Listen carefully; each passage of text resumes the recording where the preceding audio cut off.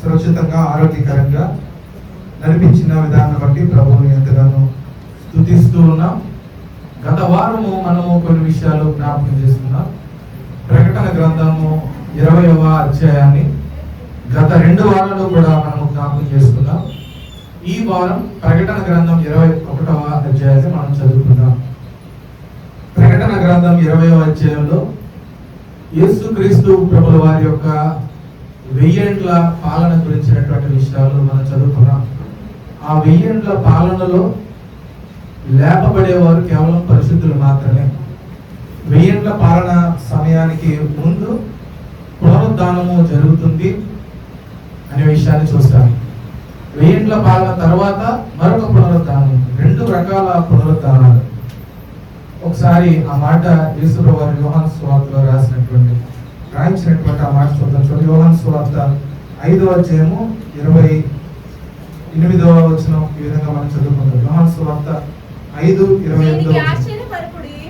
దీనికి ఆశ్చర్యపడకుడి, ఒక కాలము వచ్చుచున్నది, ఆ కాలమున సమాధులలో ఉన్న వారందరూ ఆయన శబ్దము విని మేలు చేసిన వారు జీవ పునరుద్ధానమునకును, కీడు చేసిన వారు తీర్పు పునరుద్ధానమునకును బయటకు వచ్చెదరు అని రాశారు. అంటే 2 పునరుద్ధానం, ఒకటి జీవ పునరుద్ధానము, 2 తీర్పు పునరుద్ధానము అని చూస్తాం. అంటే తప్పు చేసి పాపం చేసిన వారు కూడా లేపబడతారు. మంచివారు లేపబడతారు, తప్పు చేసిన వారు లేపబడతారు. అయితే మంచి చేసిన వారికి చెప్పబడినటువంటిది జీవ పునరుద్ధానం. పాపంలో బ్రతికి లేపబడిన వారు తీర్పు పునరుద్ధానంలో లేపబడతారు అనే విషయాలు చూస్తాం. ఇప్పుడు మనం ప్రకటన గ్రంథానికి వద్దామండి. ప్రకటన గ్రంథం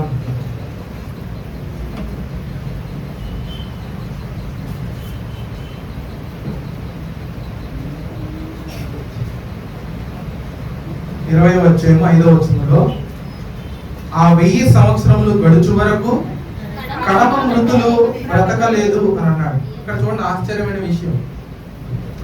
ఆ 1000 ఏండ్లు గడిచే వరకు కడమ మృతులు బ్రతకలేదు. అంటే కొంతమంది మృతులు బ్రతికారు. ఆ మాట పై 2 వచనాలు చూద్దాం. చూడండి, దేవుని వాక్యం నిమిత్తము శిరచ్ఛేదనము చేయబడిన వారి ఆత్మలను చూచితిని, వారు బ్రతికిన వారే 1000 సంవత్సరములు క్రీస్తుతో కూడా రాజ్యము చేసిరి. ఈ లోకంలో దేవుని పేరట జీవించేవారు తృణీకరించబడి, విసిరివేయబడి, చంపబడి, హేళన చేయబడి, ఒక తక్కువ కులస్తుల దేవుడు నమ్ముకున్నావు అనే మాటలు అనుభవించి చాలా రకాలుగా హీనపరచబడి ఈ లోకంలో శ్రమలు, ఇబ్బందులు ఎదుర్కొని ఈ లోకంలో జీవిస్తూ ఉంటారు. కానీ 1000 ఏండ్ల కాలం యేసుప్రభువు వారి పరిపాలన సమయంలో వారందరూ ఎవరితో కూడా రాజ్యం చేస్తున్నారు చెప్పండి. అక్కడ ఏమన్నా 4 వచనాలు, క్రీస్తుతో కూడా రాజ్యం చేశారు. క్రీస్తు రాజ్యం చేస్తుంటే అక్కడ ఉన్న ప్రజలు కాదు వీళ్ళు ఎవరైనా చెప్పండి. క్రీస్తుతో కూడా రాజ్యం, అంటే యేసు ప్రభుతో సమానంగా మనల్ని కూర్చోబెట్టి మనతో రాజ్యం చేసేటువంటి స్థితిని ఇస్తారు. ఈ లోకంలో చాలా మంది గొప్పవారు కాకుండానే మరణించవచ్చు. కొంతమంది మరి ఎదగకుండానే దీన స్థితిలోనే మరణించవచ్చు. ఇబ్బంది ఏం లేదు. కానీ ఎలాంటి స్థితిలో మరణించినా, ఎలాంటి స్థితిలో బ్రతికినా యేసు ప్రభువుని కలిగి జీవిస్తే మాత్రం 1000 ఏండ్ల కాలంలో యేసు ప్రభువుతో కలిసి రాజ్యము చేసేటువంటి రాజరికాన్ని దేవుడు తన బిడ్డలకు అనుగ్రహిస్తాడు. హల్లెలూయా. అది దేవుడు తన బిడ్డలకు అనుగ్రహించే భాగ్యం. కాబట్టి ఈ లోకంలో దీన స్థితిని చూసి కృంగిపోవాల్సిన అవసరం లేదు. దేవుడు అన్నాడు, దీనంగా ఉండటానికి ఇష్టపడమన్నాడు. ఈ లోకం మనది కాదు కాబట్టి ఈ లోకంలో జీవించినంత కాలం తగ్గించుకొని బ్రతకమన్నాడు. ఏమండి, సాధారణంగా ఎవరింట్లో వాళ్ళే రాజులాగా బతుకుతారు. ఏమంటే పొరుగింట్లోకి వెళ్ళినప్పుడు అలా ఉండడానికి అవకాశం. ఇప్పుడు ఇంట్లో మీ బట్టలు మీరు ఎక్కడ పడితే అక్కడ పాడేసుకోవచ్చు, తర్వాత కావాల్సినప్పుడు మడతెట్టుకోవచ్చు. ఇప్పుడు మీరు చుట్టాలింటికి వెళ్ళారు, మీరు ఏం చేస్తారు? విడిచిన బట్టలు అలా మంచం మీద తీసేస్తారా చెప్పండి? అవకాశం ఉంటుంది. అలాగా వెచ్చలవిడిగా వేరే వారి ఇంట్లో ఉండడానికి అవకాశం ఉంటుందా చెప్పండి? లేదు. మన ఇంట్లో మనకున్న వెసులుబాటు పొరుగింట్లో ఉండదు. మన ఇంట్లో మీరు సోఫాలో కూర్చొని కాలు మీద కాలు వేసుకొని జారబడి పడుకొని ఉంటారు. మాట్లాడారు. ఇంట్లో వాళ్ళతో మాట్లాడి పడుకొని కూర్చొని కాళ్ళ మీద కాల్సి మాట్లాడతారు. సీఎం ఆఫీస్కి వెళ్ళారు అనుకోండి, అలా కూర్చోడానికి అవకాశం ఉంటుందా చెప్పండి? ఉండదు. యేసు ప్రభువారు అన్నారు, ఈ లోకం మీది కాదు, ఇది పాపంతో నిండుకున్న లోకం. కాబట్టి ఇక్కడ మీకు కొంచెం అనీజీగా ఉంటుంది. ఎందుకంటే మీరు ఆ రాజ్యానికి సంబంధించిన వారు, ఆ దేవుని బిడ్డలుగా పిలువబడేటువంటి వారు, ఈ లోకంలో ఉండి ఆ వారసత్వాన్ని సంపాదించుకున్న వారు. కాబట్టి మనకి పరలోకము సొంతమైనప్పుడు ఆటోమేటిక్గా ఈ భూలోకం మనది పొరుగుదైపోతుంది అన్నమాట. అప్పుడు మనము కొంచెం ఇబ్బందులు ఎదుర్కొనే పరిస్థితి ఉంటుంది. అయినా మనం దిగులు పడాల్సిన అవసరం లేదు. దేవుని రాకడ సమయంలో తన బిడ్డలందరికీ స్వేచ్ఛనిస్తాడు, అధికారాన్ని ఇస్తాడు, రాజ్యంలో కూర్చోబెడతాడు, సింహాసనం మీద కూర్చోబెట్టి వాళ్ళతో పరిపాలన చేయిస్తాడు. హల్లెలూయా. ఆ భాగ్యం కొరకు ఎదురు చూడాలి. కాబట్టి లోకంలో దీన స్థితిలో మనం బాధపడాల్సిన అవసరం. కొంతమంది డబ్బున్న వాళ్ళు కూడా ఇంకొకళ్ళని చూసి బాధపడుతూ ఉంటారు. కారులో తిరిగేటువంటి వ్యక్తి ఇంకా పెద్ద కారుని చూసి బాధపడతాడు. ఒక 20 లక్షల కారు కొనుక్కున్నవాడు నేను 60 లక్షల కారు ఎందుకు కొనుక్కోలేకపోతున్నాను ఫీల్ అవుతాడు. నేను ఒక ఆయనతో కలిసి ప్రయాణం చేసేవాడిని రాజమండ్రి. ఆయనకున్న కారు సుమారుగా 20 లక్షల కారు. అది చాలా హై ఎండ్ కారు. అది ఆ కారు చూసి చాలా పెద్ద కారులో తీసుకెళ్తున్నాడని చాలా ఆనందపడేవాడు. కానీ ఆయనకు ఆనందం లేదు. ఆయన నేను బెంచ్ కారు మీద నా కోరిక ఉంది, ఎప్పటికైనా కారు కొనాలి కొనాలి కొనాలని ఉన్న దాంట్లో సంతోషాన్ని అనుభవించకుండా ఎక్కడో బెంచ్ కారు గురించి ఆలోచించి ఇంకా బాధపడుతున్నాడు. ఏమండి, అది కొంతమంది యొక్క ఆలోచన విధానం. మీకు తెలిసినటువంటి ఒకరు పేరు చెప్తాను, మనందరికి ఇంతకుముందు చాలాసార్లు చెప్తాను. ఏమంటే పాపమ్మ గారు, లక్ష్మి గారు, మన అందరికి తెలుసు, సుపరిచితులు. వారిని ఇంకా అక్కడ నుంచి ఖాళీ చేసి వెళ్ళిపోతే వర్షాలు వచ్చేది, మీ ఇల్లు మునిగిపోతుంది, వాళ్ళు మీ వాళ్ళు పిలుస్తున్నారన్నా సరే లేదు మేము ఇక్కడే ఉంటాం, మాకు ఇదే బాగుంది, ఏమంటే ఇక్కడైతే చర్చికి కూడా దగ్గరగా ఉంది అనేవారు. కొంతకాలం పాపమ్మ గారికి ఒంట్లో బాగాలేదని వారి చిన్న కుమార్తె తీసుకుని వాళ్ళ ఇంటి దగ్గర పెట్టుకుంటే ఆవిడ ఏడ్ చేసిందండి. ఎందుకు సంఘానికి దూరం అయిపోయాను, చాలా కాలం, చాలా వారాలు చర్చి మానేయాల్సిన పరిస్థితి వచ్చింది. ఈరోజు మన విశ్వాసం ఎలా ఉందో ఆలోచించండి. చాలా మంది భక్తులు, విశ్వాసులు మందిరానికి చాలా కారణాలు చెప్పి మానేస్తూ ఉంటారు. కొంచెం ఎండ ఎక్కువ వస్తే మనం మానేస్తాం, ఏమండి, కొంచెం మబ్బులుగా ఉంటే మనం మానేస్తాం, ఏమండి, మేడ మీద బట్టలు ఆరేస్తే మానేస్తాం, ఇంట్లో చుట్టాలు వస్తే మానేస్తాం. ఇప్పుడు ఒక చేప తెచ్చి ఆయన 2 చేపలు 3 చేపలు తెస్తే పని ఎక్కువని మానేస్తాం. ఇది మన పరిస్థితి. చూడండి, మన కళ్ళ ముందు ఉన్నటువంటి వారు ఎంత దీన స్థితిలో ఉన్న అందులో వారు సంతోషాన్ని అనిపించారు. మేము బతికితే ఇందులో ఉంటాం, చనిపోతే దేవుడి దగ్గరికి వెళ్తామనే మాట కూడా వాళ్ళు చెప్పారు. చూడండి ఎంత విశ్వాసము వారిలో ఉంది. అలాంటి వారిని అందరినీ దేవుడు ఎక్కడ కూర్చోబెడతారు తెలుసా? సింహాసనం మీద కూర్చోబెడతారు. అది దేవుడు విశ్వాసం ఇచ్చే మార్గం. ఈ లోకంలో ఇబ్బందులు అనిపించిన దేవుడి దగ్గర ఉన్నతమైన స్థితి. ఇక్కడ ఇంత ఆశ్చర్యం చూడండి, కొంతమంది ఆత్మలను చూసాడంట. వారు దేవుని వాక్యంతో శిరచ్ఛేదనము అంటే ఇంకా భయంకరమైన హతసాక్షి. శిరచ్ఛేదనం అంటే తలకాయ కొట్టేసి ముండాన్ని తలకాయని వేరు చేసి చంపేసినటువంటి పరిస్థితిలో ఉన్న వారందరి లోకంలో ఏంటంత భయంకరంగా చనిపోయాడు ఉంటారు. చాలా మంది ఒక రకమైన కొన్ని రకాలు మాట్లాడతారు, చెప్తారు. ఏమంటే దేవుడిలో ఉన్నటువంటి వ్యక్తికి ఎటువంటి మరణం వచ్చింది ఏంటి అని కొంతమంది అంటారు. కొంతమందికి మంచి మరణం వచ్చింది అంటారు. ఏమంటే మరణం ఎటువంటిగా ఏ విధంగా మరణించినా అది మరణమే. శరీరము సాధారణ కూర్చొని చనిపోయినా, ఏమంటే ప్రాణాంతకమైన యాక్సిడెంట్ అయి చనిపోయినా, ఏదైనా మరణం ఒకటే. మంచిగా చనిపోయాడు, చెడ్డగా చనిపోయాడు అనేది లేదు, అది మనం సృష్టించుకున్నది. అసలైన విషయం ఏంటంటే అక్కడ ఏ స్థితిలో ఉన్నాడు, మరణించిన తర్వాత అతని పరిస్థితి ఎలా ఉందో ఆలోచించాలి. ఇక్కడ మరి యేసు ప్రభువుని నమ్ముకున్న వారందరూ ఎలా చనిపోయారు చెప్పండి? ఎలా చనిపోయారు? బాప్తిస్మం ఇచ్చిన యోహాను ఎలా చనిపోయాడు? శిరచ్ఛేదనం చేయబడి చనిపోయాడు. ఏమండి, పేతురు గారు ఎలా చనిపోయాడు? తలకిందులుగా సిలువ వేయబడి చనిపోయాడు. ఆంధ్రే గారు ఎలా చనిపోయాడు? క్రాస్ ఆకారంలో సిలువ వేయబడి శరీరం చేర్చబడి చనిపోయాడు. ఎంతమంది శిరచ్ఛేదనం చేయబడి చనిపోయారు. వారందరి ఆత్మలు ఎక్కడ ఉన్నాయి తెలుసా? యేసు ప్రభు వారి యొక్క బలిపీఠం దగ్గర ఉన్నాయి. ఇక్కడ దేవుడితో కలిసి రాజ్యం చేయడానికి ఆయనతో సింహాసనాలతో కూర్చున్న వారికి కనిపిస్తా ఉన్నారు. ఈ లోకం దృష్టిలో ఏంటంత భయంకరంగా చనిపోయారు. చాలా మంది యేసు ప్రభు గురించి కూడా ఇలా మాట్లాడుతున్నారు. అంత భయంకరంగా చనిపోయాడు ఆయన. దేవుడైతే అందరి మధ్యలో మేకులు కొట్టించుకుని అంత దారుణంగా చనిపోయాడు ఏంటి అన్నారు. ఒకవేళ ఆయన అంత దారుణంగా చనిపోకపోతే ఈ రోజు మనకి పరలోకానికి వెళ్ళడానికి మార్గము లేదు. ఈ లోకంలో ఏ వ్యక్తి తనకు తానుగా పరలోకాన్ని చేరుకోలేదు. తనకు తానుగా అమెరికా చేరుకోగలడు, తనకు తానుగా చైనా, జపాన్ వెళ్ళగలడు, అవసరమైతే చంద్రుడి మీదకైనా వెళ్ళగలడు. కానీ పరలోకానికి ఏ మానవుడైనా వెళ్ళగలడా? చెప్పండి నాకు సమాధానం. వెళ్ళలేదు. ఏ మానవుడు తనకు తానుగా పరలోకం వెళ్ళలేదు. మరి ఎవరు చెప్పాలి అడ్రస్? పరలోకం నుండి దిగి వచ్చిన వాడే ఆ పరలోకంలో ఉన్న విషయాలు చెప్పగలరు. ఆయనే మన ప్రభువైన యేసు ప్రభువు. హల్లెలూయా. అందుకని ఈ లోకానికి వచ్చాడు. మనందరి పాపాలు ఆయన మీద వేసుకుని మనందరి కోసం మనం పొందాల్సిన శిక్ష ఆయన పొంది మన మీద ఉన్న శిక్షను కొట్టివేసి ఆయన ద్వారా పాప క్షమాపణ పొందుకున్న ప్రతి వారు ఆయన ద్వారా పరలోకం వెళ్ళటానికి నేనే మార్గము అని సవాలు చేసి లోకంలో చెప్పినటువంటి వ్యక్తి మన యేసు ప్రభువు. అంత గొప్ప దేవుడిని ఆ పని ఇంకెవరు చేయలేదు. ఈరోజు మనం చూస్తున్నాం, గత వారము మొదటి పునరుద్ధానంలో ఉన్న వారిని మనం చూసాం. ఏమండి? కాబట్టి ఇప్పుడు 21వ వచనంలో మొత్తం ఎన్ని వచనాలు ఉన్నాయి చూడండి. 27 వచనాలు ఉన్నాయి. ఇప్పుడు సాధారణ 27 వచనాలు చూడంగానే ఈ వచనాలన్నీ చెప్పేసరికి మాకు టైము 2 అవుతుంది అనే ఆలోచనకి రాకండి. ఎందుకంటే అన్ని వచనాలు ఈరోజు చెప్పే పని లేదండి. కేవలం 8 వచనాలు మాత్రమే ఈరోజు మనం జ్ఞాపకం చేసుకుందాం. సమయం ఉన్న కొలది 8 వచనాలు మనం స్పష్టంగా మనకి కంప్లీట్ అవడం కన్నా ముందు అర్థం చేసుకోవడం చాలా ప్రాముఖ్యం. మనం ప్రకటన గ్రంథాన్ని ముగించుకున్నాం అన్న దానికన్నా ఖచ్చితంగా బాగా అర్థం చేసుకుంటాం అన్నది చాలా ప్రాముఖ్యం. కనుక ఈరోజు ప్రకటన గ్రంథం 21వ అధ్యాయంలో ఉన్న మొదటి 8 వచనాలు ఒకసారి మనం చదువుకుందాం. చూడండి, మొదటిగా ప్రకటన గ్రంథం 21వ అధ్యాయంలో మొదటి వచనం. అంతటా నేను క్రొత్త ఆకాశమును క్రొత్త భూమిని చూచితిని. మొదటి ఆకాశము మొదటి భూమియు గతించిపోయెను, సముద్రమును ఇక లేదు అని రాశాడు.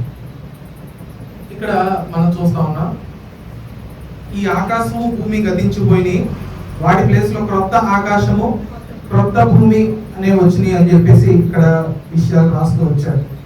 మనం ఇక్కడ జ్ఞాపకం చేసుకుంటే పాత నిబంధనలో కూడా కొన్ని పర్యాలు ఈ విషయాలు చెప్తూ వచ్చాడు. ముందుగా ఎందుకని ఇవి లైవ్ అయిపోయినాయి ఒకసారి మళ్ళీ చదువుతా. నేను క్రొత్త ఆకాశాన్ని క్రొత్త భూమిని చూచితిని, మొదటి ఆకాశము మొదటి భూమి గతించిపోయిను, సముద్రం ఇక లేదు. ఆ పైన కొన్ని వచనాల ముందు 11వ వచనం చూడండి. మరియు ధవళమైన మహాసింహాసనమును దాని యందు ఆసీనుడైన ఒక ఆయన్ని చూచితిని, ఆయన యేసు ప్రభువు. భూమి ఆకాశములు ఆయన సముఖము నుండి పారిపోయెను, వాటికి నిలువ చోటు కనపడకపోయెను. ఎందుకు? ఆకాశము భూమి యేసు ప్రభువుని చూసి పారిపోయింది. ఒకనొక సమయంలో ఇదే యేసు ప్రభు వారు మానవుడికి లోకానికి వస్తే ఈ ఆకాశము భూమి దేవుడికి చోటు ఇవ్వలేదు. ఈ సృష్టిలో దేవుడికి తలదాచుకోవడానికి చోటు లేదు. అటువంటి సృష్టి, పాపంతో నిండిపోయిన సృష్టి, ఈ పాపపు తలంపులతో పూర్తిగా లైవ్ అయిపోయి పూర్తిగా మనిషిని మభ్యపెట్టి పూర్తిగా మనిషిని తనలో కలిపేసుకున్నటువంటి ఈ భూమి మీద ఉన్నవన్నీ కూడా పూర్తిగా లైవ్ అయిపోయినాయి. అంటే భూమి మొత్తం తన స్వరూపం మారిపోతుంది. ఏమొచ్చింది? క్రొత్త ఆకాశము క్రొత్త భూమి వచ్చింది. సార్ పాత మంది ఈ మాటలు ప్రభువు ప్రవచనాత్మకంగా చెప్పారు. చూడండి, యెషయా గ్రంథం 65వ అధ్యాయము. యెషయా గ్రంథం 65వ అధ్యాయము 17వ వచనాన్ని ఒకసారి చూద్దాం. చూడండి, 16 నుంచి చదువుదాం. 16 నుంచి చూడండి. ఆఖరి లైన్లో పూర్వము కలిగిన బాధలు నా దృష్టికి మరువబడును, అవి నా దృష్టికి ముందున్న బాధలన్నీ దేవుడు దూరం చేస్తాడు. అంతేకాదు, చూడండి, ఇదిగో నేను క్రొత్త ఆకాశాన్ని క్రొత్త భూమిని సృజించుచున్నాను, మునుపటివి మరువబడును, జ్ఞాపకమునకు రావు అని రాశాడు. రాస్తూ నేను సృష్టించబోయే దాని గురించి, నేను సృష్టించుచున్న దాని గురించి మీరు ఎల్లప్పుడూ హర్షించి ఆనందించుడి. నిశ్చయముగా నేను యెరూషలేమును ఆనందమైన స్థలముగాను చేస్తానని చెప్పాను. ఇక్కడ మనం చూస్తా ఉన్నాం, ప్రవచన పూర్వకంగా యెషయా గ్రంథంలో దేవుడు అంతకు ముందే రాయించినటువంటి మాటలు. అదేవిధంగా పేతురు భక్తుడు కూడా ఈ మాట రాశారు. ఒకసారి చూద్దాం. చూడండి, ఇక్కడ యెషయా భక్తుడు మునుపటివన్నీ మరుగున పడుతున్నాయి, ఇక అవి జ్ఞాపకానికి రావు, గతించిపోతున్నాయి అని రాశాడు. పేతురు ఈ మాటలు ఎలా రాశారు ఒకసారి చూడండి. పేతురు రాసిన 2వ పత్రిక 3వ అధ్యాయం. 2 పేతురు 3వ అధ్యాయము 10 నుండి 13 వరకు చదువుదాం. అయితే ప్రభువు దినము రంగులో వచ్చినట్లు వచ్చును. ఆ దినమున ఆకాశములు మహాధ్వనితో చూసారా ఏమండి? ఏం గతించిపోతుందండి? ఆకాశము గతించిపోతుంది. చూడండి, పంచభూతములు అని అన్నాడు. పంచభూతములు ఏంటో చెప్పండి. ఒకటి నింగి, నేల, నీరు, నిప్పు, గాలి. ఈ పంచభూతాలు. మనము ఈ లోకాన్ని చాలా మంది పూజిస్తూ ఉంటారు. ఏమండి? ఇప్పుడు ఇవన్నీ కూడా ఈ పంచభూతాలు అంటే మనకి ఉనికిలో ఉండి మానవుడికి సహాయకరంగా ఈ పంచభూతములు మిక్కుటమైన వేంద్రముతో లయమైపోవును. భూమియు దాని మీద ఉన్న కృత్యములన్నీ, వస్తువులన్నీ, అవి కలుగు చేసినవన్నీ కాలిపోవును. ఇవన్నీ ఇట్లు లయమైపోయిన గనుక ఆకాశము రౌలుకొని లయమైపోయినట్లు పంచభూతముల మహావేంద్రంతో కరిగిపోయినట్లు దేవుని దినము రాకడ కొరకు కనిపెట్టుచు దానిని ఆశతో అపేక్షించుచు మీరు పరిశుద్ధమైన ప్రవర్తనతోను భక్తితోను ఎంతో జాగ్రత్త గల వారై ఉండవలను.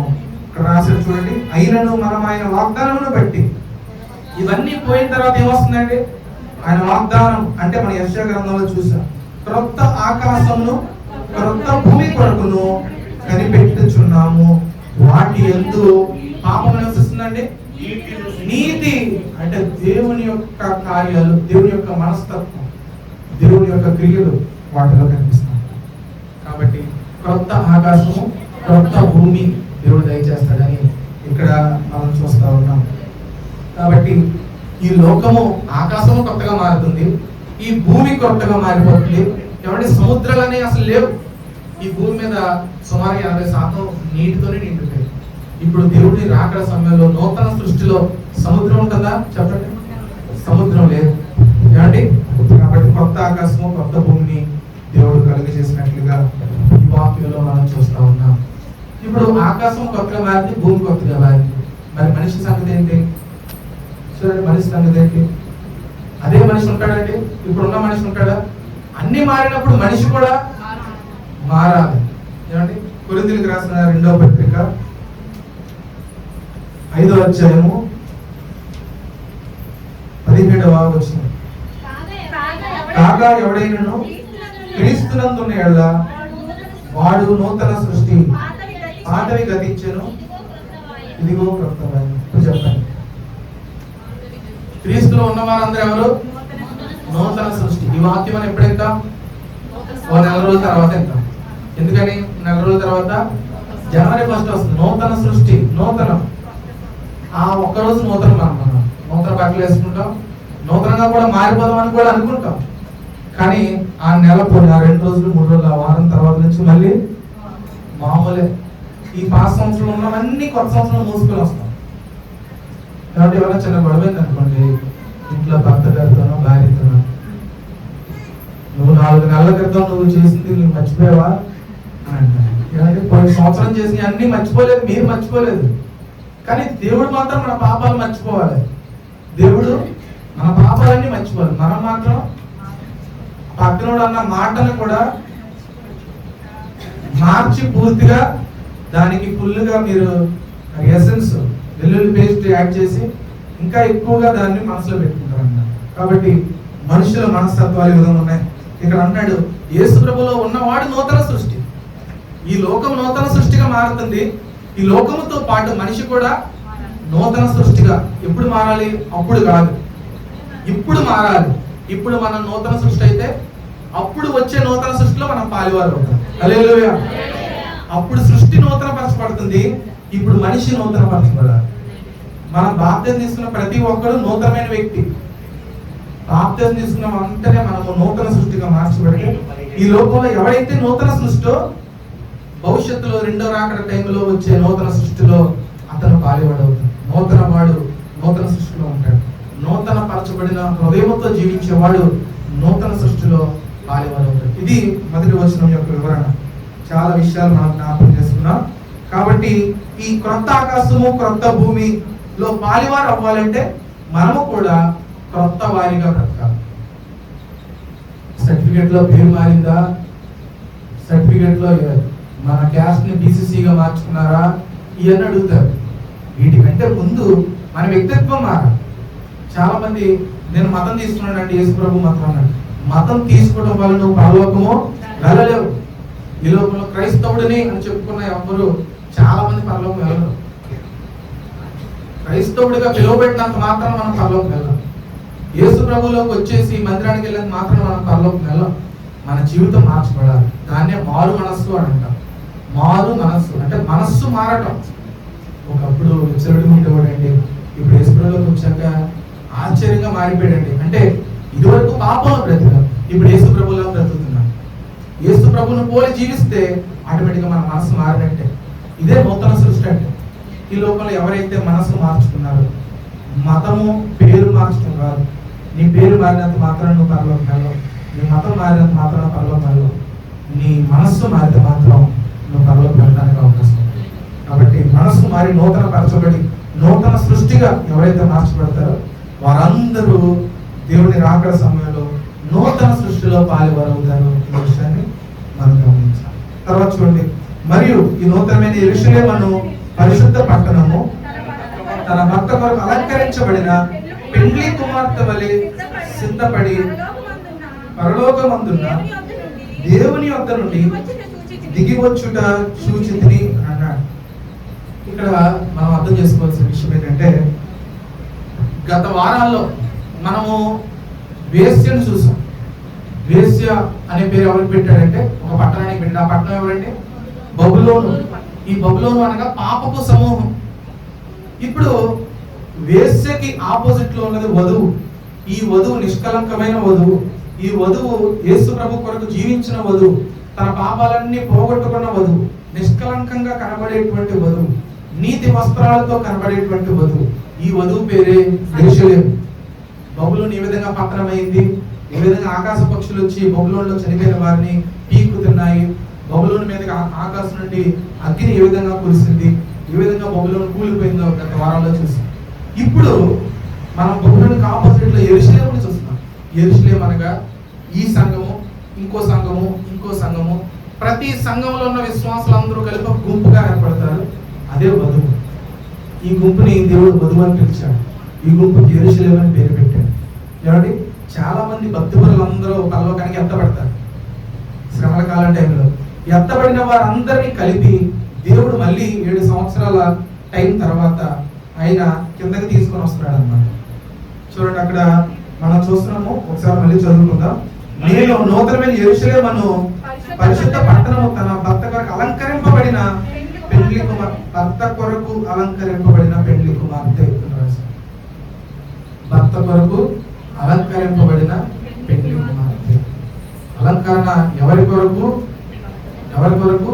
భర్త కొరకు అలంకరింపబడిన పెండ్లి కుమార్తె. ఈరోజు లోకంలో అలంకరించబడే వారందరూ బయట వారి కోసం.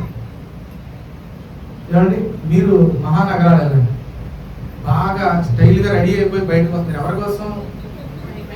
బయట వాళ్ళందరూ చూడాలండి. ఇప్పుడు సినిమాలు ఇవన్నీ వచ్చిన తర్వాత జనాలు ఉద్దేశాలు ఎలా మారిపోయినంటే, నేను అందరికీ బాగా కనిపించాలి. ఏమండి, మరి వేదాల గారు ప్రసంగం చెప్పడానికి వచ్చాడు. పెళ్లిలో అన్నాడు, ఏమ్మా ఎప్పుడైనా భర్తగా అందంగా కనిపించావా? బయటికి వెళ్ళినప్పుడు రెడీ వెళ్తున్నావు, ఇంట్లో మాత్రం మాడిపోయిన మొహం వేసుకుని భర్తని ఏ విధంగా తిట్టడం, ఏమండి భయంకరంగా కనబడుతూ ఉంటారు. భర్తకేమో ఉగ్ర రూపంలో కనిపిస్తారు, బయటికి వెళ్ళినప్పుడేమో రెడీ వెళ్తున్నారని ఒక పెళ్లిలో చెప్తూ వచ్చారు. కాబట్టి ఇక్కడ వాక్యం సెలవిస్తుంది, భర్త కొరకు అలంకరింపబడిన వధువు. వధువు అలంకరణ ఎవరి కోసం? భర్త కోసం. ఇప్పుడు ఈ సంఘము అలంకరించబడి అంటే ఆత్మీయ అలంకరణ. మనకి ఇంతకు ముందు చెప్పాడు ఏంటంటే అలంకరణ, ఏ విధమైన అలంకరణ అది. చూడండి, పేతురు రాసిన మొదటి పత్రికలో పేతురు చెప్పాడు ఏ విధమైన అలంకరణ. పేతురు రాసిన మొదటి పత్రిక 215వ పేజీ, 3వ అధ్యాయము 4వ వచనం. సాధువైనట్టు మృదువైనట్టు గుణమును అక్షయమైన అలంకారం. అక్షయ అలంకారం అని రాశాడు. అలంకారం ఎటువంటిది? క్షయమైన అలంకారం అంటే ఏంటి? కాసేపు అయ్యాక తీసేస్తారు, ఫంక్షన్ అయ్యాక తీసేసి లోపల పెట్టుకుంటారు. ఏమంటే ఇది ఇప్పుడు వేసుకొని మధ్యాహ్నానికి తీసేసే అలంకారంలా కాదంట. ఎటువంటి అలంకారం కావాలి దేవుడికి? అక్షయమైన అంటే ఇక తీసే అవకాశం లేదు. అటువంటిది ఏంటి అని అంటే చూడండి, అక్షయమైన అలంకారము గల మీ హృదయపు అంతరంగ స్వభావము అన్నాడు. చాలు. అక్షయమైన అలంకారం ఏంటంట? హృదయం యొక్క అంతరంగ స్వభావము. ఏమండి, పై రూపం ఇప్పటికైనా పోతుంది, పై రూపం గతించిపోతుంది. ఈ రూపం అంతా ఇప్పుడు ఉన్నట్టుగా తర్వాత ఒక సంవత్సరం రూపాలు మారిపోతాయి. అలంకరణ 2 గంటల తర్వాత తీసేస్తారు. కానీ హృదయానికి ఉన్నటువంటి క్యారెక్టర్ ఏదైతే ఉందో అది ఎప్పటికీ అలాగే ఉంటుంది. అది ఎప్పటికైనా బయటపడుతుంది. ఎంత నటించినా దాగదది మనిషి యొక్క మనస్తత్వం. కాబట్టి ఇక్కడ అన్నాడు, అక్షయమైన అలంకారం అనేటువంటి నీ హృదయపు అంతరంగ స్వభావము నీకు అలంకారంగా ఉండదు. అది దేవుడి దృష్టికి విలువైనది. కాబట్టి దేవుడి దృష్టికి విలువగా ఎంచబడేటువంటి అలంకారము అనబడే హృదయపు అంతరంగ స్వభావం అనే అలంకారముతో ఈ సంఘం అంతా కూడా దేవుడి దగ్గరికి ఎత్తబడి దేవుడి కొరకు హృదయాన్ని పరిశుద్ధంగా ఉంచుకొని అలంకరించబడిన సంఘములాగా దేవుడి దగ్గర నుండి ఈ లోకానికి దిగి రావటం. 2వ వచనం ఆఖరిలో చూడండి, పరలోకమందున దేవుని వద్ద నుండి దిగి వచ్చుట సూచించింది అన్నాడు. దేవుడితో పాటు ఆ సంఘం కూడా కిందకి దిగి వస్తా ఉన్నారు అన్నమాట. దిగి వస్తా ఉన్నారు. కానీ విషయాలు చూస్తాం. తర్వాత అప్పుడు ఇదిగో దేవుని నివాసము మనుషులతో కూడా ఉన్నది, ఆయన వారితో కాపురముండును, వారైన ప్రజలయుందురు. దేవుడు తానే వారి దేవుడై ఉండి వారికి తోడై ఉండును. చాలా చాలా మంచి మాట అండి. నాకు ఇష్టమైనటువంటి మాట ఏంటంటే, ఇదిగో దేవుడి నివాసము మనుషులతో కూడా. ఆయన ఎక్కడి నుంచి తీసుకొచ్చాడు? పరలోకం ఉన్న నివాసాన్ని ఎక్కడికి తీసుకొచ్చాడు? మనుషుల మధ్యలో తీసుకొచ్చాడు. ఎందుకంటే మనం అనుకుంటాం పరలోకానికి వెళ్ళిపోతాం, 2వ రాకడలో మనందరం పరలోకానికి వెళ్ళిపోతాం అని అనుకుంటాం. పరిశుద్ధులు విశ్వాసులు ఎత్తబడిన వారే పరలోకానికి వెళ్ళి అక్కడ 7 ఏండ్ల విందు అయిపోయిన తర్వాత ఆ పరలోకాన్ని దేవుడు ఎక్కడికి తీసుకొస్తున్నాడు చెప్పండి? ఈ భూమి మీదకి, ఇక్కడికి. మనం ఏ భూమి మీద అయితే ఉన్నామో అదే భూమి కొత్తగా మార్చబడుతుంది. నూతన భూమి నూతన ఆకాశం కలిగజేసి మళ్ళీ కిందకి ఈ పరలోకాన్ని దింపి తీసుకొచ్చేవాడు. అందుకే యోహాను సువార్త 14:2వ వచనంలో ఈ మాట అంటాడు, నేను మీకు స్థలము సిద్ధపరచడానికి వెలుచున్నాను. నా తండ్రి అంటే అనేక నివాస స్థలములు కలవు, అవన్నీ తీసుకొని మీ దగ్గరికి నేను త్వరలో వస్తానని ఇసే వాగ్దానం చేసింది. అదేవిధంగా ఈ ప్రకటన గ్రంథంలో ఆ పరలోక నివాసాన్ని తీసుకొని ఎక్కడికి వస్తున్నాడు? ఆయన ఈ భూమి మీదకి తీసుకొని వస్తా ఉన్నాడు. ఏమండి, ఈ భూమి మీద మన మధ్యకి దేవుని యొక్క నివాసాన్ని తీసుకొచ్చి మన మధ్యలో పెట్టాడు. చూడండి, దేవుడు ఎంత గొప్పవాడు అంటే ఆయన ఇక్కడ ఈ మాట రాశాడు, ఇదిగో దేవుని నివాసము మనుషులతో కూడా ఉన్నది, ఆయన వారితో కాపురం ఉండెను, వారైన ప్రజలై ఉండును. దేవుడు తానే వారి దేవుడై ఉండి వారి. ఇక్కడ దేవుని నివాసం మనుషులతో కూడా ఉన్నది, ఆయన వారితో కాపురం ఉండెను. ఎంత మంచి మాట అండి. దేవుడు మనుషులతో కలిసి జీవించడం ఎంత గొప్ప భాగ్యం. ఈరోజు మనం ఎక్కడ ఉన్నాం, దేవుడు ఎక్కడ ఉన్నాడు? దేవుడిని వెతకడానికి మనుషులు చాలా చాలా ప్రయత్నం చేస్తూ ఉంటారు. ఏమంటే దేవుడిని కలుసుకోవాలంటే దేవుడున్న చోటుకి వెళ్ళాలి. ఎక్కడికి వెళ్ళాలి? పరలోకి వెళ్ళాలి. ఇంతకుముందు ఒక మాట చెప్పాను. ఒక ఆయన మరి భూమి మీదకి వెళ్ళి, చంద్రుడి మీదకి వెళ్ళి భూమి మీదకి వచ్చాక అంటాడంట, నేను చాలా తెలివైనోడిని, నేను నాస్తికుడిని, నేను ఈ భూమిని దాటి పైకి వెళ్ళాను, చంద్రుడి మీదకి వెళ్ళి భూమి మీదకి వచ్చాను, శాటిలైట్ ఎక్కి వచ్చాను, నేను ఈ అంతరిక్షంలోకి వెళ్ళాను కానీ నాకు ఎక్కడ దేవుడు కనిపించలేదు, అసలు దేవుడు లేడు అని చెప్పాడంట. ఇందులో ఒక ఆయన దేవుడు నమ్ముకున్న ఆయన, sir can I ask you one question అన్నాడంట. ఎస్ ప్రొసీడ్, అడుగు అన్నాడంట. ఈయన అన్నాడంట, ఒక్కసారి మీ స్పేస్ సూట్ తీయాల్సింది, మీరు దేవుడిని చూసేవారు అన్నాడంట. అంటే స్పేస్ సూట్ వేసుకుని అంతరిక్షంలోకి వెళ్ళాడు, ఎక్కడ దేవుడు కనిపించాడు. ఒకసారి స్పేస్ సూట్ మాస్క్ తీయాడు అనుకోండి, ఏమవుతుంది? అంతరిక్షంలో చచ్చిపోతాడు. చచ్చిపోతే ఖచ్చితంగా ఎవరిని చూడాలి? మీరు దేవుడిని చూడలేదు అంటున్నారు, ఒకసారి మాస్క్ తీసుకుండాల్సింది స్పేస్ సూట్, వెంటనే మీకు దేవుడు కనిపించేవాడు అని అన్నాడు. కాబట్టి బ్రతికుండగా మానవుడు దేవుడిని చూడలేడు, మానవుడు దేవుడి దగ్గరికి వెళ్ళలేడు. అందుకే ఏం చేశారంటే దేవుడిని ఎదురుగా నేను ఒక చిన్న గోపురం కట్టి అదే అక్కడే దేవుడు ఉన్నాడంటే 10 మంది వచ్చి అక్కడ దేవుడిని ఎత్తుకుంటున్నారు. ఈ రోజున చాలా చోట్ల గుళ్ళు, గోపురాలు, పుణ్యక్షేత్రాలు ఎక్కువ పెట్టింది. ఎందుకంటే అక్కడ దేవుడిని వెతుకుతున్నారు. మన దేవుడు స్థలానికి పరిమితమైన వాడు కాదు. ఒక స్థలానికి వెళ్ళంగానే అక్కడ దేవుడు కనపడదు. దేవుడు ఎక్కడ తెలుసా? నీ హృదయంలో నివాసం చేసే గొప్ప దేవుడు ఆయన. ఈ ప్రపంచంలో ఏ దేవుడి దగ్గరికి వెళ్ళినా ఏ దేవుడు కూడా ఈ సిద్ధాంతాన్ని చెప్పలేదు. ఏ సిద్ధాంతం అది? నీలోకి వచ్చి నేను నివసిస్తాననే సిద్ధాంతాన్ని ఏ దేవుడు చెప్పలేదు. యేసు ప్రభువు చెప్పిన మాట ఏంటంటే, నీ దేహంలోనే నేను నివసిస్తాను. ఆలయం ఎక్కడో లేదు, నీ దేహమే దేవుడి యొక్క ఆలయం. నువ్వు ఈ దేహాన్ని జాగ్రత్తగా వాడుకుంటావు. ఈ దేహాన్ని వ్యసనాలతో అలవాట్లతో నింపుకోకుండా నువ్వు ఈ దేహాన్ని ఎంత పరిశుద్ధంగా ఉంచుకుంటే దేవుడు నీకు హృదయంలో ఉంటాడు. అది ఆయన చెప్పిన మాట. ఏమండి చూడండి, ఆ మాట చూస్తాడు. కొరింథీయులకు రాసిన 2వ పత్రిక 6వ అధ్యాయము 16వ వచనం. కొరింథీయులకు రాసిన 2వ పత్రిక 6:16. దేవుని ఆలయమునకు విగ్రహములతో ఏమి పొందిక. ఇక్కడ ఏమని రాస్తాడు చూడండి, మనము జీవము గల దేవుని ఆలయమై ఉన్నాము అని రాశాడు. ఏమని రాశాడు? మన దేవుడు ఎటువంటి దేవుడు అండి? జీవము కలిగిన దేవుడు. కొంతమంది ఉంటారు, వారు చనిపోయిన కాడ వారి సమాధి కూడా ఉంటుంది, అక్కడికి వెళ్ళి వారిని దర్శించుకుని వస్తారు. వాళ్ళు చనిపోయారు, వాళ్ళ జీవం లేదు. మనం వారు చనిపోయినటువంటి స్థలాన్ని చూసి అది పుణ్యక్షేత్రంగా భావిస్తూ ఉంటాం. ఇక్కడ వాక్యం చెప్తుంది, మన దేవుడు చనిపోయి అలాగే సమాధిలో ఉన్నటువంటి వాడు కాదు. ఖాళీ సమాధి కలిగినటువంటి వ్యక్తి ప్రపంచంలో మన దేవుడు ఒక్కడే. ఒకసారి సమాధిలో పెట్టిన తర్వాత ఇక సమాధి ఖాళీగా ఉంచబడిన సమాధి యేసు ప్రభు ఒక్కడే.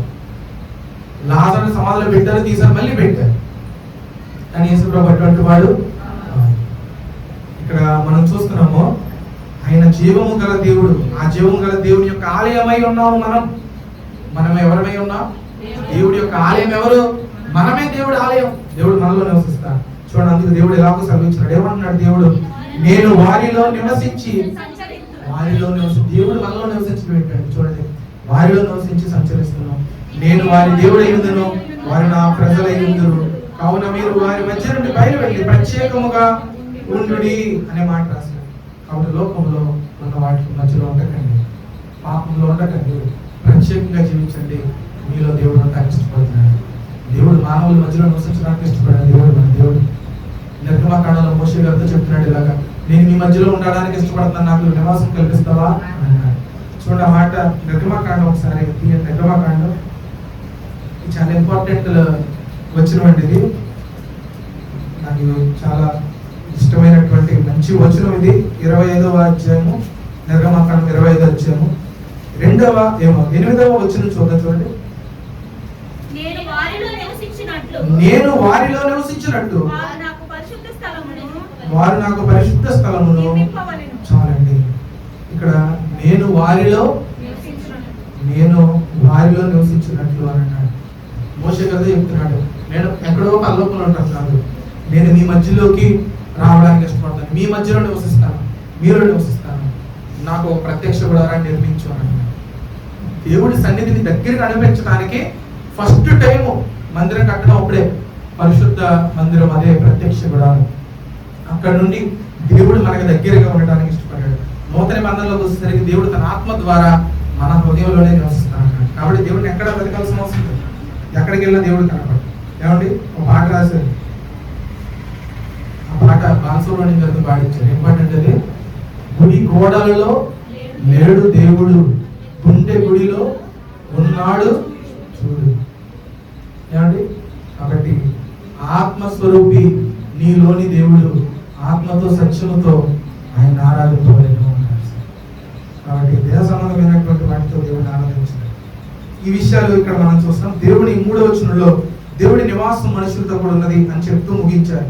తర్వాత చూడండి, వారి దేవుడే నుండి వారికి తోడై ఉంటానన్నాడు. 4వ వచనం చదవండి. ఆయన వారి కన్నుల ప్రతి బాష్ప బిందువును తుడిచివేయును, మరణం ఇక ఉండదు, దుఃఖమైనను ఏడుపైనను వేదనైనను ఇక ఉండదు అని రాసి. చాలండి, ఇక్కడ మనం చూస్తున్నాం. చూడండి ఎంత గొప్ప విషయము. ఆయన వారి కన్నుల ప్రతి బాష్ప బిందువును తుడిచివేయు. నాకు ఈ కష్టాలు ఉన్నాయి అని కొంతమంది ఏడుస్తారు, నా సొంత వారు దూరం అయ్యారు అని కొంతమంది ఏడుస్తారు. అక్కడ కష్టం అనేది ఉండదు.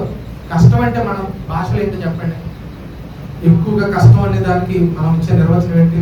అప్పులు మేజర్గా. ఏమండి, అక్కడ అప్పు చేసే అవకాశము ఉండదు, అన్ని మన కళ్ళ ముందు జరుగుతూ ఉంటాయి.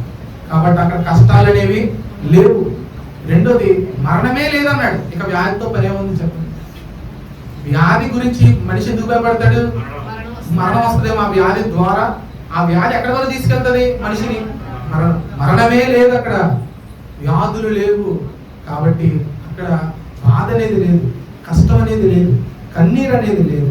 ఇంకా ఎటువంటి ఇబ్బంది కూడా అక్కడ లేనటువంటి స్థితిలోనికి దేవుడు తీసుకెళ్తాడు. కాబట్టి దుఃఖము, ఏడుపు, వ్యాధ, బాధ ఏది కూడా లేవు. సంతోష సమాధానాలు ఆ స్థలంలో, యేసు ప్రభు వారి దగ్గర ఉన్న స్థలంలో ఉంటాయి అని చెప్పడం విన్నాడు. 5వ వచనంలో, అప్పుడు సింహాసనం మీద ఉన్నవాడు ఇదిగో సమస్తమును నూతనమైనవిగా చేయించున్నాను అని చెప్పాను. మరియు ఈ మాటలు నమ్మకమును నిజమై ఉన్నవని కనుక రాయమని నాతో చెప్పుచున్నాడు. ఈ మాటలు ఎటువంటివి? నమ్మకమును నిజమై ఉన్నవి. ఈ లోకంలో మనుషుల మాటలు నమ్మకము నిజముగా ఉన్నాయా లేదా చెప్పండి.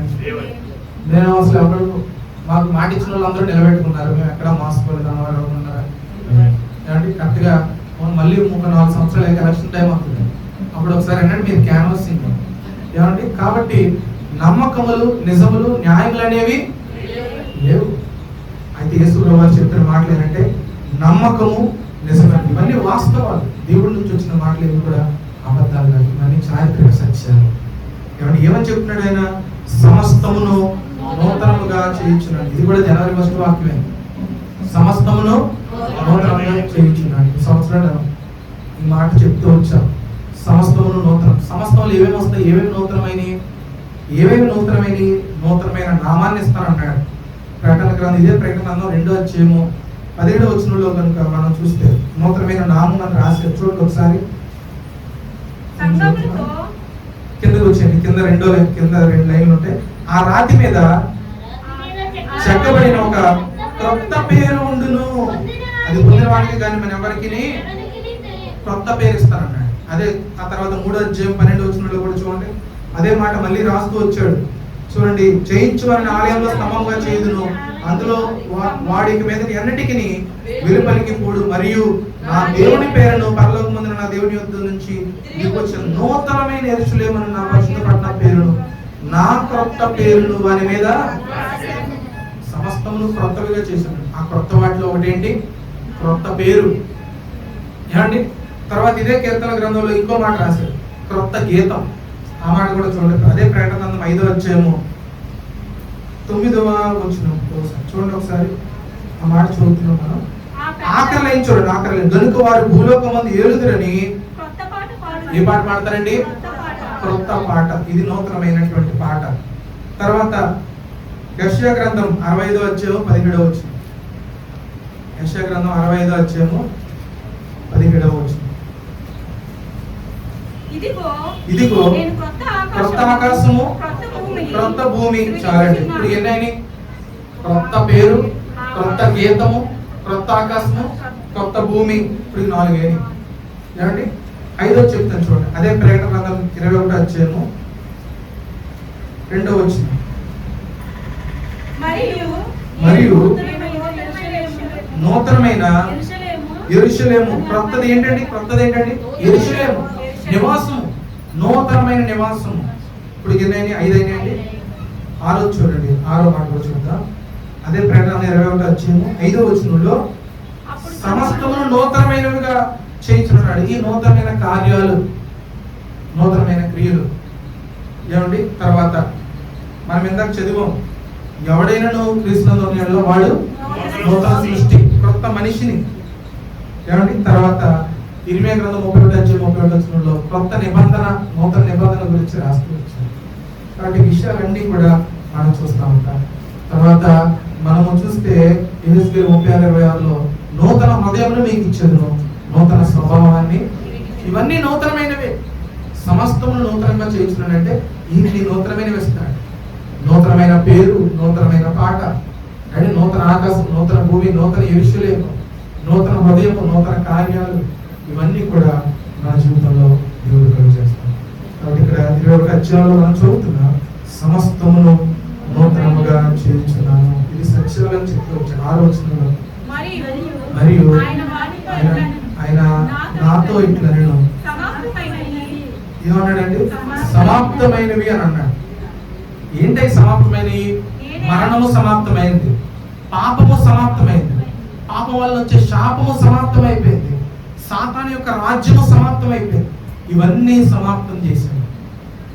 చక్కగా సంతోషకరమైన స్థితిలో మనం నిలబెట్టి సమాప్తమైన అన్నాడు. ఇంతకు ముందు దేవుడు సమాప్తపరిచాడు. ఏంటది? ఈ లోకంలో ఆయన పనిని సమాప్తపరిచి శిలువ మీద ఏమన్నాడు? సమాప్తమైనవి అన్నాడు. ఇప్పుడు రెండవ రాక టైంలో కూడా మళ్ళీ సమాప్తమైనవి అన్నాడు. ఇప్పుడు ఏ సమాప్తమైనది తెలుసా? మన పని సమాప్తం. ఈ లోకంలో సాతాను కార్యాలు సమాప్తమైనవి, మరణము యొక్క అధికారము సమాప్తమైంది. ఇవన్నీ సమాప్తపరిచాడు ఆయన. ఆయన అంటున్నాడు, నేనే అల్ఫయు ఒమేగయు అనగా ఆదియును అంతమును అయి ఉన్నాను అని అన్నాడు. ఈ ప్రకటన గ్రంథం గ్రీకు భాషలో రాయబడింది. గ్రీకు భాషలో అక్షరాల్ని మొదటి అక్షరాన్ని ఆల్ఫా అంటారు, ఆఖరి అక్షరాన్ని ఒమేగా అంటారు. అంటే మొదటి అక్షరం ఆఖరి అక్షరాన్ని బట్టి వాడుతూ ఉన్నాడు. మనము మొదటి అక్షరాన్ని ఆ అంటాం, ఆఖరి అక్షరాన్ని బండిరా అంటాం. గ్రీకు పదాల్లో మొదటిది ఆల్ఫా, లాస్ట్ ఒమేగా. అంటే మొదటి వాడును కడపటి వాడును, ఆదియు అంతమై ఉన్నాడు. నేను మధ్యలో పుట్టి మధ్యలో వెళ్ళిపోయాడు కాదు. చాలా మంది అంటున్నారు, యేసు ప్రభువు దేవుడు అయితే మరి యేసు ప్రభు పుట్టకముందు ఎవరు దేవుడు అన్నాడు. అంటే క్రీస్తు పూర్వం అని ఉంది, క్రీస్తు పుట్టి 2000 సంవత్సరాలు అంతకుముందు ఎవరు దేవుడు అంటా ఉన్నారు చాలా మంది. యేసు ప్రభు పుట్టడం కాదు, అది మానవుడి యొక్క రూపంలో ఈ భూమి మీదకి దిగి రావడం. యేసు ప్రభు నిత్యము ఉనికిలో ఉన్న దేవుడు, ఆయన మనల్ని కలుగు చేసినటువంటి వాడు. హల్లెలూయా. ఈ విషయాలు గమనించాలి. కాబట్టి ఇక్కడ మనం చూస్తున్నాం, ఆల్ఫా ఒమేగా అయి ఉన్నటువంటి దేవుడు మన దేవుడు. ఆయన తప్పికొన్న వారికి జీవ జలముల బొగ్గలోని జలము నేను ఉచితంగా. ఈ మాట ఇంతకుముందు ఎక్కడ చదువు చెప్పండి, ఎవరు చెప్తారు? బాగా చెప్తారు లక్ష్మి గారు. అంటే యోహాను సువార్తలో సమరయ స్త్రీ దగ్గర యేసు ప్రభు ఈ మాట చెప్పాడు. ఏమన్నాడు? ఈ నీళ్లు తాగేవాడు మళ్ళీ తప్పుకుంటాడు, నేను ఇచ్చే నీళ్లు తాగేవాడు ఎప్పటికీ తప్పుకున్నాడు. వాడే ఇతరులకు నీళ్లను ప్రొవైడ్ చేసేటువంటి జీవ జల నది బొగ్గలాగా ఓటనిచ్చేటువంటి వాడు ఉంటాడని చెప్పాడు. ఆ మాటని ఇక్కడ చెప్తున్నాడు. యేసు ప్రభువులో ఉన్నవాడికి నింపుదల. ఏమంటే ఆకలి, దేని కొరకు ఆకలి? ఈ రోజుల్లో చూడండి, రకరకాల దప్పికతో మనం బాధపడుతున్నాం. మన దప్పికేంటి చెప్పు? మన దప్పికేంటి? ధనదాహం. విన్నారా ఈ పేరు ఎప్పుడైనా? ధనదాహం. ధనదాహం అంటే ధనం గురించిన దప్పిక. ఎంత డబ్బులు వచ్చినా ఇంకా దప్పిక. ఏమండి? ఆశ, కోరిక. మనిషి ఆశకు అంతు లేనే లేదు. మనిషి ఆశ నుయ్య కంటే లోతైనది. నుయ్య ఎంత అంతకన్నా సముద్రం అంత లోతైనది. అటువంటి ఆశ కలిగిన ప్రాణి మనిషి. ఆశాజీవి. ఏమండి? మన దప్పిక ధనదాహం, ధనం గురించిన దప్పిక, ఆస్తి గురించిన దప్పిక, పేరు గురించిన దప్పిక, అధికారం గురించిన దప్పిక. కాబట్టి ఇవన్నీ, ఉద్యోగం గురించి చాలా దప్పికలు ఉన్నాయి. అయితే యేసు ప్రభువు అన్నాడు మత్తయి 5:18 నీతి కొరకు ఆకలి, రెండోది దప్పిక. నీతి కొరకు ఆకలి దప్పులు గలవారు. 2 పదాలు. ఆకలి, దప్పిక. నీతి కొరకు దప్పిక ఉందా? దేవుడి వలె జీవించాలి, దేవుడిలాగా బ్రతకాలి, దేవుడి కార్యాలు నా జీవితంలో కనిపించాలి అని నీతి కొరకు ఆశ. ఇంకా బాగా బ్రతకాలి, ఇంకా భక్తిగా జీవించాలి. ఈరోజు 2 అధ్యాయాలు చదువు, రేపు ఇంకొక 2 అధ్యాయాలు చదవాలి. ఈరోజు ఇంకా దేవుడి లాగా జీవించాలి, ఇంకా భక్తిని కనపరచాలి. అలా దేవుడి నీతి కొరకైన దప్పిక మనలో ఉండే కొద్ది ఆ దప్పిక అంతటిని దేవుడు పరలోకంలో తృప్తిపరుస్తాడు. అంటే దేవుడి ఆత్మ నింపుదల ఉంటుంది. పూర్తిగా మనము దేవుడి వాక్యముతో, దేవుని ఆహారంతో నింపబడిన వారిని. ఇక ఎటువంటి ఆశ లేని బ్రతుకు, ఏ కోరిక ఉండదు, అన్ని కూడా తీర్చేటువంటి స్థితి పరలోకంలో దేవుడు ఇచ్చేటువంటి స్థితి. కాబట్టి ఇవన్నీ ఎవరికి అనుగ్రహిస్తాడు? 7వ వచనంలో, జయించువాడు వీటిని స్వతంత్రించుకొనును, నేను అతనికి దేవుడినై ఉంటాను, అతడు నాకు. ఈ మాటలు ఎవరు చెప్తున్నారు చెప్పండి? ఎవరు చెప్తున్నారు? ఎవరితో చెప్తున్నారు? యోహానుతో. ఈ మాట బాగా చెప్తారు. ఎవరు చెప్తున్నారు? యేసు ప్రభు వారు చెప్తున్నారు. ఆయన నోటితో చాలా మంది నాస్తికులు అంటారు, యేసు ప్రభు ఎప్పుడైనా దేవుడిగా చెప్పుకున్నాడా అంటాడు. ఏమండి, నేనే ఆల్ఫా ఒమేగా అని చెప్పినటువంటి యేసు ప్రభు వారే ఈ మాట చెప్తున్నారు. చూడండి, నేను అతనికి ఏమై ఉంటాను, నేను అతనికి ఏమై ఉంటాను చెప్పండి. యేసు ప్రభు వారు అంటారు మాట ఇది, నేను అతనికి దేవుడినై ఉంటాను, అతడు నాకు కుమారుడై ఉంటాడు. లోకంలో ఉన్న వారందరూ నా కుమారుడిగా చేర్చుకుంటారు. ఒక తండ్రి కుమారుడిని ఎంతగా ప్రేమిస్తాడో, నా కుమారుడిగా నేను నా బిడ్డల్ని నేను చేర్చుకుంటాను. భక్తి పిల్లలందరినీ నా కుమారుడిగా నేను చేసుకుని నిత్యము నింపుదల కలిగినటువంటి, ఏ ఆశ లేనటువంటి జీవితాన్ని, తృప్తి కలిగినటువంటి జీవితాన్ని, సంతృప్తి కలిగిన బ్రతుకుని నేను నా బిడ్డలకు నేను అనుగ్రహిస్తానని యేసయ్య ఇప్పటి వరకు వాగ్దానం చేసుకోవచ్చు. ఆఖరిగా ఇటువంటి స్థితిలోకి రాని వారి జాగ్రత్త ఇచ్చాడు. ఎటువంటి వారు రారంట చూడండి. పిరికి వారు, అవిశ్వాసులు, అసహ్యులు, నరహంతకులు, వ్యభిచారులు, మాంత్రికులు, విగ్రహారాధికులు, అబద్ధికులు అందరూ అగ్ని గంధకములతో మండు గుండములో పాలు పొందుదురు. ఇది రెండవ మరణము. రెండవ మరణం. మనము ఇక్కడ ఉన్న ప్రతి ఒక్కరము చనిపోతాం. అదే మరణం. ఇదే మరణం చెప్పండి. మనం చనిపోయేది ఏ మరణం? కొన్ని సంవత్సరాల తర్వాత మనందరం చనిపోతాం. ఏంటంటే ఇది ఏ సంవత్సరం అంటే 2020, 2125 దగ్గరికి ఆలోచించండి. అప్పుడు మనందరం ఉంటామండి ఇక్కడ.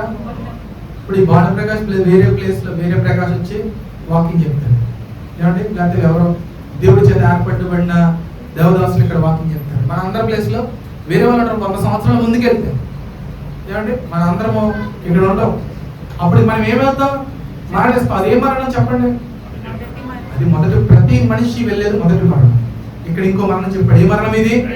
రెండవ మరణము అన్నాడు. ఈ రెండవ మరణం పేరే అగ్ని గంధకములతో మండు గుండం అన్నాడు. అంటే అగ్ని గుండం, ఇది నరకం. పాపం చేసిన వాడు రెండోసారి చనిపోతారు.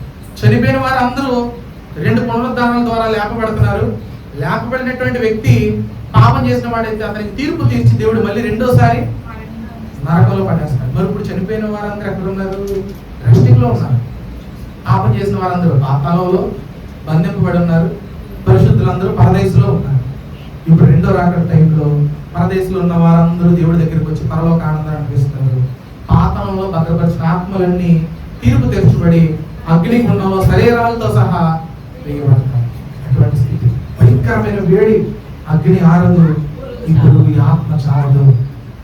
విపరీతమైనటువంటి మంట, శరీరం కాలిపోతూ ఉంటుంది, నరాలు బయటకు వచ్చేస్తున్నాయి, రక్తం, భయంకరమైన బాధ, ఏడుపు, కన్నీరు, అరుపులు, కేకలు. రక్షించిన ఆదరణ లేడు, నీ స్వరం వినేవాళ్ళు లేడు. ఇది రెండవ మరణము. ఇది మొదటిసారి అందరూ చనిపోయిన రెండో మరణం తప్పించుకునే అవకాశం మనందరికీ ఉంది. కానీ పాపం చేసినటువంటి వ్యక్తులు రెండోసారి మరణిస్తారు. అదే ఇక బయటికి రాలేనటువంటి స్థితి. అది అగ్ని గంధకాలు. ఇందులోకి వెళ్ళే వారి జాబితా కొన్ని విషయాలు రాశారు చూడండి. వీళ్ళు మొత్తము 8 మంది రాశారు చూడండి. ఒకటి ఎవరో చూడండి, స్పీడ్గా చెప్తాను. మొదటిది పిరికివారు. పిరికివారు అందరూ ఎక్కడ ఉంటారు?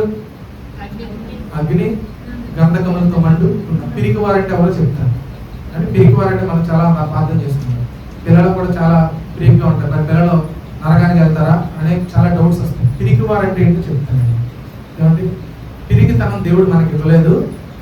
శక్తియు, ప్రేమయు, మరి ఆశనిగ్రహం, మంచితనం మనకు అనుగ్రహించాడు.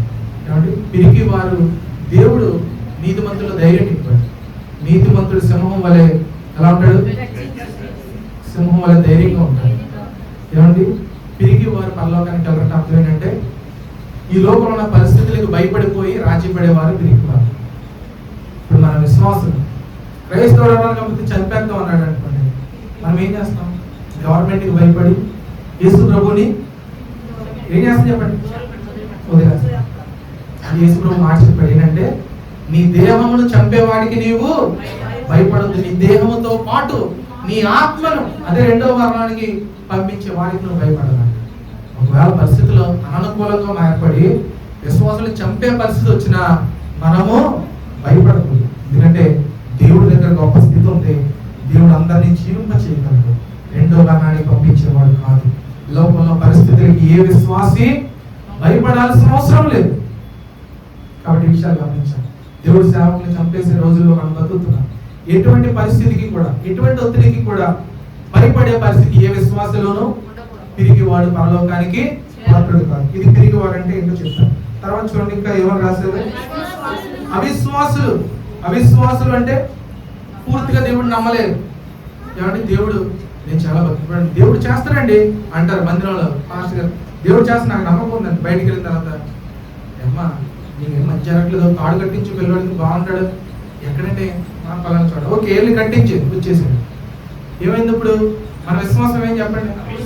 అవిశ్వాసం కింద మారిపోయింది. సంఘం ఉన్నప్పుడు విశ్వాసివి, విశ్వాసాన్ని పిలువబడుతున్నాం. బయటికి వెళ్ళాలి ఎవరైనా ఏదైనా చెప్తే వెంటనే నమ్మేసి దేవుడి మీద ఉన్న నమ్మకాన్ని. కాబట్టి అవిశ్వాసులు పరలోకానికి చేరలేరు. మూడోది ఏం రాశారండి? అసహ్యులు. అసహ్యులు అంటే హేయమైన అసహ్యమైన కార్యాలు చేసేవారు, రహస్యంగా చేసేటువంటి తప్పులు. ఈ అసహ్యమైన క్రియల్లో పాల్గొంటూ పొందే వారెవరూ కూడా పరలోకానికి అర్హులు కాదు. నెక్స్ట్ చూడండి, నరహంతకులు. నరహంతకులు అంటే ఎవరు? చెప్పండి, తప్పు చెప్తారు మీరు చెప్పండి. హత్య చేసేవారు అన్నారు, అదే తప్పు. ఏమండి? నరహంతకుడు అంటే తన సహోదరుని ద్వేషించు ప్రతి ఒక్కడు. ఏమని రాశారు చెప్పండి దేవుడు? మీలో ద్వేషం ఉంటే మనం ఎవరో చెప్పండి? నరహంతకుడు. ఎందుకు? హత్య ఎక్కడ మొదలవుతుంది? హత్య కత్తితో మొదలవుతుంది. ఆ కత్తి పట్టుకోవడానికి కారణం ఏంటి? మీ సహోదరు మీకు పగ. ఆ పగ ఎక్కడ మొదలైంది? ద్వేషం నీ మనసులో. అందుకే దేవుడు స్టార్టింగ్ స్టెప్ను పట్టుకున్నాడు. నీ మనసులో ముందు నీ పక్కనోడి మీద నీకు ద్వేషం కలిగి ఆయన ఏదో చెయ్యాలి అన్న ఆలోచన నీలో వస్తే అదే పాపం. అదే నరహత్యకి. నువ్వు కత్తితో పడవక్కర్లేదు. ఎప్పుడో నువ్వు మానసికంగా ఆయన చంపేసి. ఏమంటే కొంతమంది అంటారు ఆయన ఎప్పుడో చంపేస్తానండి, ఆయన పట్టించుకుని ఆయన లిస్టులో తీస్తాం, ఆయన మీద నాకు వేస్ట్ అంటే ఏం చేస్తున్నావు? మనసులో ఆయన ఎప్పుడో హత్య చేస్తాం. వీలైతే అతని కోసం ప్రార్థన చేసి దేవుడికి విడిచిపెట్టడం. ఏమంటే అతని మీద ద్వేషము, అసూయ ఇలాంటివన్నీ ఉంటే మనం కూడా ఏమవుతాం? నరహంతకులు అవుతాం. గుర్తుపెట్టుకోండి. మనలో ఎంతమంది ఉన్నారు ఆలోచించండి. తర్వాత చూడండి, వ్యభిచారులు అంటే అర్థం ఏంటి? మోహపు చూపు చూసే వాళ్ళందరూ వ్యభిచారులని యేసు ప్రభువు చెప్పారు. చూపు ద్వారా స్టార్ట్ అయిన పాపం అంతా కూడా ఎందులో వస్తుంది? వ్యభిచారంలో వస్తుంది. కాబట్టి ఈ విషయాలు మనం గమనించాలి. నెక్స్ట్ చూడండి, మాంత్రికులు అన్నాడు. అంటే అర్థం ఏంటంటే ఇందులో దొరికేస్తారు చాలా మంది. మాంత్రికులు అంటే అర్థం ఏంటంటే దేవుడి చిత్తానికి విధేయత చూపించకుండా ఈ లోపల ఉన్న వాటి వైపు పరుగులు తీసేవారు. ఆచారాలు, ఏమంటే వాస్తులు, ఇంకేమున్నాయండి అక్కడ ముహూర్తాలు. నేను ఒక చిన్న మాట చెప్తాను. మన భాషలో వాళ్ళు ఫోన్ చేసి పొద్దున 5 ముహూర్తం ఉందని వచ్చి ప్రార్థన చేయండి అంటే ఇల్లు కట్టే మెట్ట మీద ఒకరు ఇల్లు కట్టి పొద్దున 5 ముహూర్తం ఉంది వచ్చేయండి అన్నాడు. అప్పుడు తర్వాత 5గా పొద్దున్న సరే 5 వాకింగ్ వెళ్తాను లెక్కుదాం అనుకున్నాడు. తర్వాత మళ్ళీ ఫోన్ చేసి 5 కాదండి సాయంత్రం 3 అని చెప్పి 3 రండి అన్నాడు. అంటే మాస్టర్ గారి పరిస్థితి అర్థం చేసుకోండి. అర్ధరాత్రి 3 ముహూర్తం పెట్టి మాస్టర్ గారు వచ్చి ప్రార్థన. ముహూర్తం ఎక్కడిది? బైబిల్లో లేనిది. కానీ లోక సాంప్రదాయాన్ని ఎవరితో ముడి కడతాం? మనం దేవుడికి ముడి కడతాం. ఏమంటే లోకాన్ని దేవుడిని మనము కలపలేము. ఏమంటే మనం పుట్టడానికి ముహూర్తం ఉందా చెప్పండి? మంచి రోజున నా కడుపును పుట్టాలని తల్లి అనుకుందా? మనం అందరూ ఈ లోకంలో అడుగుపెట్టిన రోజు మంచి రోజా? అమావాస్యలో పుట్టిన లేరా చెప్పండి? పుట్టినప్పుడు లేని ముహూర్తం, చచ్చేటప్పుడు లేని ముహూర్తం, బతకడానికి ఎందుకు ఈ ముహూర్తం? ఎంత దారుణం అంటే ఆలోచించండి. ఒక మనిషిగా మనం ఆలోచిస్తే దేవుడు 7 రోజులు చేసి మంచిగా చూసాడట. సమస్తము మంచిగా ఆయన భావించాడు. మనం ప్రార్థన చేసుకొని మొదలు పెడితే ఏ పనైనా మంచిదే. ఈరోజు మొత్తం కట్టించుకున్న వారందరూ మంచిగున్నారా చెప్పండి? లేరు. మంచి చెడు అనేది లోకంలో పరిస్థితుల వల్ల కలిగేది. ఏమంటే టైము మన పరిస్థితులు మార్చలేదు. సమయానికి పరిస్థితులపైన అధికారము లేదు. యేసు ప్రభు ఈ లోకానికి వస్తే సమయాన్ని 2గా చీల్చాడు. అదే క్రీస్తు పూర్వం, క్రీస్తు. మనం సమయాన్ని దేవుడి కన్నా గొప్పగా పెట్టడానికి అవకాశము లేదు. కాబట్టి ముహూర్తాలు, వాస్తులు ఏమీ లేవు. మనకు నచ్చినట్టుగా మనం ఇల్లు కట్టుకోవచ్చు సంతోషంగా. అందులో భార్య మంచిగా ఉంటే, భర్త మంచిగా ఉంటే, సంతోషంగా సమాధానంగా ఉంటే ఆ ఇల్లు పరలోక ఆనందాన్ని అనిపించే ఇల్లుగా మనం. కాబట్టి ఈ వీటి వల్ల ఈ లోక సాంప్రదాయాల వల్ల మాంత్రికులకు అర్థమైనట్టు ఇవన్నీ దేవుడి కన్నా ఈ లోకంలో ఉన్న వాటికి అన్నిటికీ ఇంపార్టెన్స్ ఇచ్చేవారు. ఇది 6వ గుంపు. 7వ గుంపు ఏంటో చూడండి, విగ్రహారాధికులు. దేవుడి కన్నా పై స్థాయిని ఈ లోకంలో ఏ మనిషికైనా ఇస్తే, నేను దేవుడి కన్నా ఎక్కువగా ఈ మందిరాన్ని ప్రేమిస్తే నాకు మందిరమే విగ్రహం అయిపోతుంది. చూడండి, దేవుడి కన్నా ఏది ఎక్కువ కాదు. ఏది, నేను ఇంకా టాప్ ఎగ్జాంపుల్ చెప్పాను మీకు. ఏమంటే కట్టడాన్ని కానీ, ఇల్లును కానీ, డబ్బును కానీ, దేన్ని మనం దేవుడి స్థాయిలో పెట్టామో అది మనకేంటి? విగ్రహం. ఎందుకంటే విగ్రహం అంటే అర్థం ఏంటంటే దేవుడిని తీసి ఆ స్థానంలో వేరే దాన్ని పూజించడమే విగ్రహం. కాబట్టి దేవుడి స్థానాన్ని ఎవరికి ఇచ్చినా అది విగ్రహం. నీ పిల్లలకు కానీ, నీ భర్తకు కానీ, నీ ఇరుగురికి కానీ, స్నేహితులకు కానీ, నీ ప్రేమికులకు కానీ, భర్తకు కానీ, ఎవరికైనా అది విగ్రహాలు. ఆఖరిగా అబద్ధికులు. దీనికి ఎక్స్ప్లెనేషన్ అవసరం లేదు. ఎందుకంటే అబద్ధికులు మనం తెలుసు, పొద్దున లేచిన కాడి నుంచి రాత్రి పడుకునే వరకు కారణం మంచినీళ్ళు ఆహారాలలో అబద్ధము. కాబట్టి విశ్వాస అబద్ధానికి దూరంగా ఉండటం చాలా శ్రేయస్కరం. ఇప్పుడు నేను 8 విషయాలు చెప్పాను. కాబట్టి 8కి దూరంగా ఉన్న వాళ్ళందరూ పరలోకంలో దేవుడి సంతోషంలో పొందుతారు. 8 లక్షణాలు ఉన్న వాళ్ళు నరకంలో వెళ్తారు. ఒకవేళ మనం ఈ 8 లక్షణాలు ఉంటే ప్రభువా నన్ను క్షమించు అని మనం ప్రార్థన చేసుకుంటాం. ఓకేనా? కాబట్టి ఇంతటితో ఈ మాటలు ముగిస్తా ఉన్నాం. కాబట్టి 21 అధ్యాయంలో ఉన్న విషయాలన్నీ కూడా దేవుడు మన జీవితంలో భద్రపరిచి ఆశీర్వదించుగా ఉన్నాం. ప్రార్థన చేసుకుందాం. తల వంచి కళ్ళు మూసుకోండి. ప్రార్థన అనంతరం